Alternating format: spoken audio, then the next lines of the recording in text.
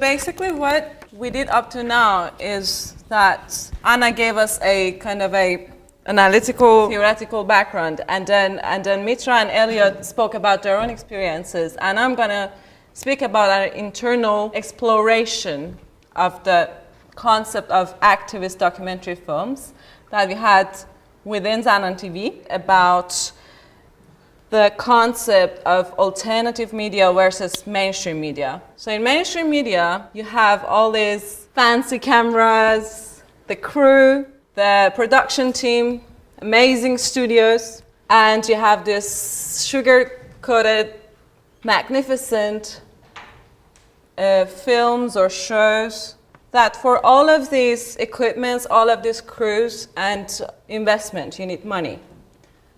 And where does this money come from? It comes from politicians, it comes from people with private sector, it comes from people who have the capital of it. And then as soon as you get that money, you need to follow their own interests because they have agendas and interests. And you're gonna be limited within those frames. In activism media and in Zanan TV, for instance, we were, as I said before, when we had the screening, we were a few feminist activists from Iran. We fled the country because we wanted to have our own voice heard. We wanted to be visible. Therefore, we had to stay alternative because getting the big money, getting the investment from authorities would make us limited and would censor us. And because one part of it is because we are part of the grassroots and we belong to the grassroots and we are telling our own daily stories, we are talking about our daily challenges. We want to make a change. And this change might not be the interest of those investors. The difference of us as activist documentary filmmakers with independent filmmakers or the organization who make advocacy films. Let me set you an example. The people who are independent documentary filmmakers or they get commissioned to make a film, they are the people who look at the building, they are architects. They are outside of building, their job is to repair or make the buildings to a better shape. And so they try to stay objective, of course.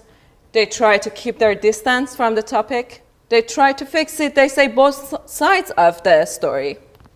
But we, as activist documentary filmmakers, we have nothing to do with being objective. We are telling the story from inside. We are sitting in our building. This is our building. The system is our building. These pipes are broken. We need a lot of work to do in this building, and we look at it as a whole. We do it step by step. Maybe the change doesn't happen in one glance, but it happens gradually. In the process of making activist films, the process is also different from independent or advocacy films. It's because we are involved in the procedure of filmmaking. We are involved with the topic. We are in the film. We are interacting with the topic, and the topic interacts with us and transforms us. Whereas as independent filmmakers, you might just stand there, you might film the topic, and that's it, and then you show it, which is different. And then the whole result of what we produce gonna interact with the audience. The example of a war zone, when somebody is being shot in front of your camera. When an independent filmmaker is there, they might decide to film the story of the person being shot in a war zone. What does a activist filmmaker do? You might put the camera there, go there, help the person who is shot. In Zanan TV, we kind of, during the process of making our videos, we have our own signature that is like, it's in with our intuition. It's like we never thought about it before.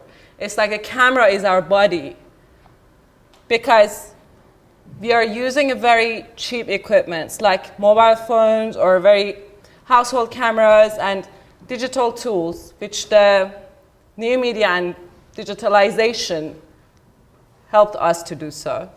Cameras are part of our bodies, and we narrate our daily lives and our challenges through that. But we don't know exactly what we are. Like, we don't know the concept of, because the concept of advocacy documentary films is kind of known, but the activist documentary film is something very blurred, and we don't know what's the definition of it exactly, and we're here to discuss it.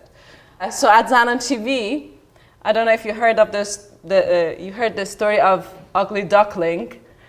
We feel like the ugly duckling in comparison with other production companies and mass media, corporate media. But it's interesting that we have other similar ugly ducklings in the world who are working for different causes like social justice, for labor movement, for environmental justice, and like Signified, for instance, or StoryCorp, or so on and so forth. We are here to explore more about all of this concept together, brainstorm about it, basically. Thank you.